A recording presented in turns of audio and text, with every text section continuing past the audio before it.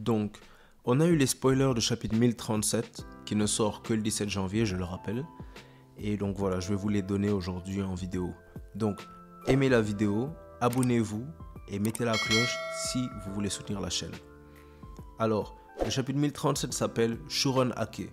Donc, le nom en japonais se traduirait approximativement par Saké du dragon aux 8 trigrammes. Donc, c'est une variante en gros du Raime Ake de Kaido qui se transcrit par Foudre aux 8 trigrammes. Le chapitre commence avec la fin du festival qui approche dans la capitale des fleurs.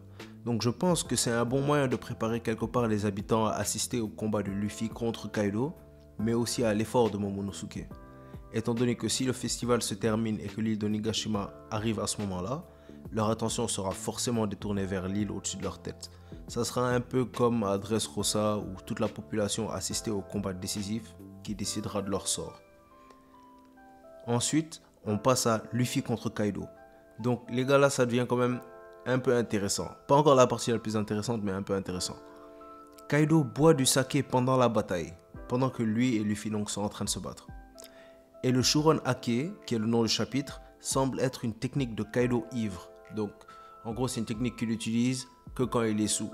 Pour ceux qui ont regardé Naruto, c'est peut-être un peu comme voilà quoi, le mode de combat sous de Rock Lee. Donc voilà, c'était juste une petite parenthèse. L'alcool fait traverser à Kaido plusieurs phases dans son combat contre Luffy. Il est triste, pleure et est aussi en colère. Donc pour ceux d'ailleurs qui jouent à One Piece Bounty Rush, vous avez sûrement déjà la référence. Et pour ceux qui ne savent pas, je vous explique. Donc en gros, dans le jeu One Piece Bounty Rush, il y a une version de Kaido. D'ailleurs, c'est la seule version pour l'instant disponible de Kaido. Une de ces techniques, c'est justement pour augmenter ses statistiques de combat, il boit du saké. Personnellement, j'avais jamais compris pourquoi est-ce qu'il faisait ça justement dans le jeu.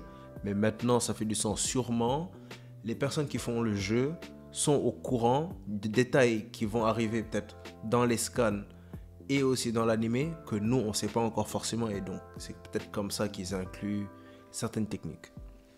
Donc en gros, ça lui fait monter ses stats. Donc je devine que c'est ce qui va se passer. En gros, il devient plus fort lorsqu'il est sous. Ensuite, Kaido utilise une technique qui s'appelle Gundari Ruiseigen. Et on a Luffy qui répond avec son Gomu Gomu no Rock Gatling. Donc il semble que aussi depuis son éveil du Haki des rois avancé, Luffy il utilise Rock devant le nom de toutes ces techniques. Je me rappelle déjà, bon ça compte pas vraiment, mais il y avait eu le Red Rock, il n'avait pas encore le Haki des rois avancé, mais il avait le Ryo. On l'a vu ensuite, après avoir utilisé le Red Rock, utiliser d'autres techniques. Mais si je ne me trompe pas, il a utilisé le Rock Gun, justement, le chapitre dernier. Et là encore, il utilise le Rock Gatling. Donc, on dirait que c'est pour décrire en fait les techniques qui sont insufflées de Haki des rois. Donc, la partie la plus intéressante, elle est là. On arrive au château de Pangea, à Marie-Joise. Le Gorosei parle d'attraper Nico Robin. Et on voit des navires de guerre du gouvernement près de Wano. Quelqu'un de la flotte du gouvernement informe le Gorosei qu'il voit une ombre et il la décrit. Le Gorosei ne semble pas y croire, dit que ce n'est pas possible et que même pour eux ce n'est qu'une légende et qu'elle ne s'était pas en plus réveillée au cours des siècles derniers. Ce qui soulève encore beaucoup de questions et crée un nouveau mystère dans One Piece. Donc je sais pas, franchement je sais pas ce que ça peut être, parce que quand on nous dit que c'est une légende même pour le Gorosei, alors ça veut dire qu'à ce moment-là, en gros, je suis désolé, mais nous on peut pas imaginer ce que c'est. On peut essayer de théoriser de quoi ça parle, etc., mais il n'y a vraiment aucun indice.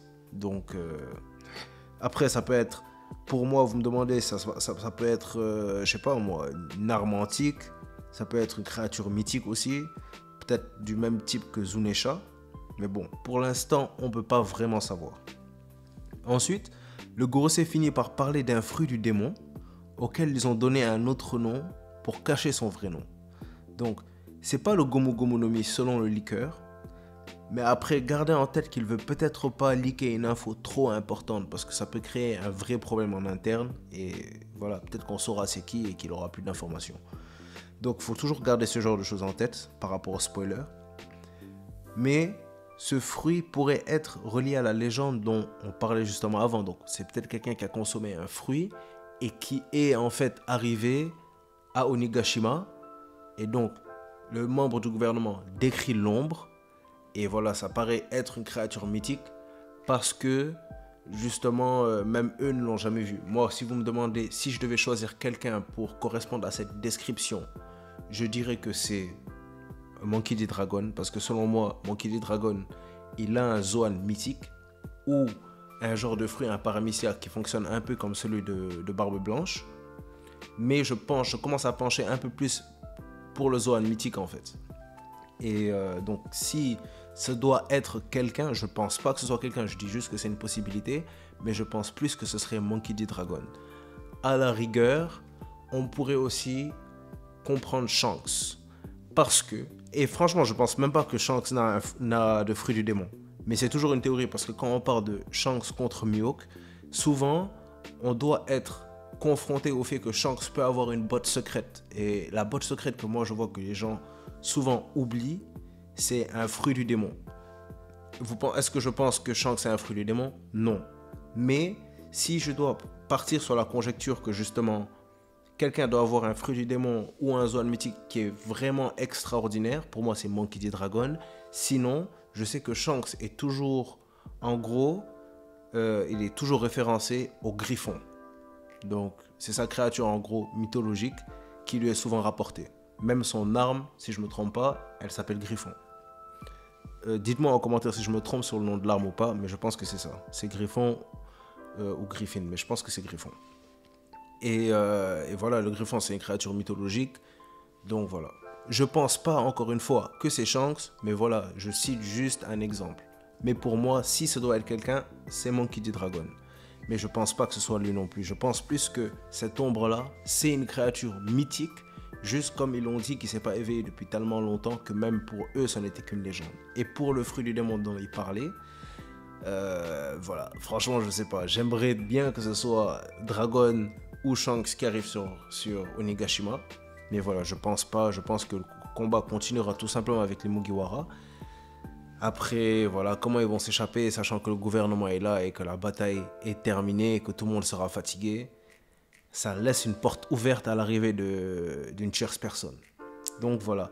En tout cas, je suis pressé parce que j'aime bien quand justement One Piece nous pose des mystères comme ça et tout. Ça nous permet de travailler un peu le cerveau et tout. Et surtout de réfléchir en attendant la sortie du prochain chapitre parce que le 17 janvier, c'est loin les gars.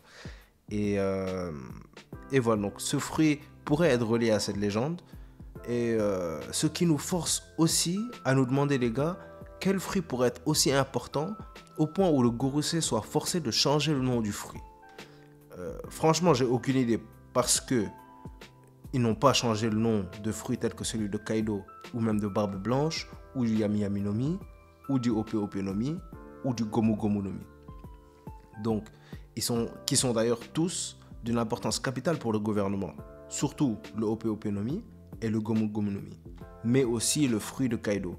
Étant donné que les fruits de l'eau et de Luffy sont tous les deux estimés à 5 milliards de berries, qui sont les fruits les plus chers dévoilés à ce jour. Et le fruit de Kaido, tout simplement parce que c'est le seul fruit connu que le gouvernement mondial a cherché à répliquer à cause de sa puissance et de son importance. Donc je ne sais pas quel est ce fruit, mais il est sûrement incroyable. Bon, voilà, on sera obligé d'attendre la sortie du chapitre pour plus d'informations. Mais si vous avez des idées, donnez-les-moi. Je suis pressé d'entendre les théories dessus et tout parce que personnellement, je sais déjà que je vais passer toute la semaine à y réfléchir. Donc, autant que vous me donniez, vous, ce que vous pensez, donnez-moi vos théories et tout. Comme ça, je peux travailler dessus. Et bon, on pourra toujours, si vous me donnez une théorie intéressante, je pourrai toujours sortir une vidéo dessus ou même prendre vos théories et on en parle en vidéo. Je cite par exemple chaque théorie et voilà, je discute un peu sur, on va dire, mes avis sur la théorie qui est présentée. Et voilà, et on part de là-bas. Je trouve que ce serait cool de faire ce genre de vidéo parce que ça permet un échange plus fréquent et ça permet quelque part de vous impliquer même plus dans la création des vidéos. Donc ce serait cool. Donc le chapitre se termine en révélant l'identité de cette ombre vue par les navires du gouvernement dans la mer de Wano Kuni. Donc c'est ça moi que je me dis, parce que s'ils disent qu'ils révèlent l'identité, tout dépend de qui révèle. Parce que si c'est s'il décrit l'ombre et que le Gorosei révèle l'identité, ou si les membres du gouvernement eux-mêmes révèlent l'identité, c'est deux choses complètement différentes. Parce que si c'est le Gorosei qui le fait, ça veut dire que c'est sûrement une créature mythique que les autres membres du gouvernement ne connaissent pas. Mais si c'est les membres du gouvernement qui révèlent quelque part ce qu'est cette ombre, ça veut dire que c'est quelque chose que normalement n'importe qui devrait connaître. Donc ceux qui justement pencheraient plus pour que ce soit une personne plutôt que juste une créature mythique. Et si le Gorosei le révèle, c'est que c'est plus une créature mythique. Selon moi, dites-moi ce que vous en pensez. Donc voilà, vous pensez quoi des spoilers? Est-ce que vous êtes pressé quelque part de la sortie du chapitre? Je tiens quand même à dire que le dialogue du Gorosei sur le fruit et l'ombre ne doit pas nécessairement vouloir dire qu'il existe un rapport entre les deux. Il peut s'agir aussi de deux sujets complètement différents. Donc voilà. Aussi, à votre avis, quelle sera la force de Kaido après sa nouvelle technique, ou sa forme sous si vous préférez? Je me rappelle, j'avais dit que dans ma dernière vidéo, je passe sur ma dernière vidéo, parce que ma dernière vidéo c'est une vidéo sur Ace, mais sur la vidéo que j'avais fait sur justement le chapitre 1036, que voilà, c'était illogique que Kaido soit à sa top forme lorsqu'il affrontait à égalité un Luffy à sa forme de base. Et je vous avais dit que justement je pensais pas qu'il allait avoir une évolution à son Zoan, parce que sinon les autres Zoan aussi comme Queen et King auraient sûrement utilisé leur évolution. Donc on nous a donné en fait une forme plus forte de Kaido, donc il a encore un boost en puissance. Et moi je trouve que c'est une bonne chose, parce que personnellement Oda aurait jamais pu faire avaler à personne que Luffy base aurait battu Kaido hybride. Ça aurait juste pas fait de sens quoi. Donc je pense que Kaido il va avoir un très gros boost de puissance par rapport à ça, et ça va être intéressant. Aussi, vous pensez quoi de l'ombre dont le gouvernement parlait? Est-ce que vous avez des prédictions? Est-ce que vous avez des théories sur le fruit qui a été évoqué? Est-ce que vous pensez qu'il y a un rapport entre le fruit et l'ombre? Et voilà. Ou est-ce que c'est juste des infos à part? Dites-moi ce que vous pensez sur la vidéo. Est-ce que vous avez kiffé? Est-ce que vous aimez bien quand je fais ce genre de spoiler et tout? Donc voilà, si vous avez kiffé, aimez la vidéo pour soutenir la chaîne. Abonnez-vous pour être au courant de tout ce qui se passe sur cette chaîne. Et aussi, mettez la cloche pour être notifié dès qu'une nouvelle vidéo sort. Donc les gars, ça a été un plaisir de faire cette vidéo pour vous, comme à mon habitude. Donc on se revoit très bientôt.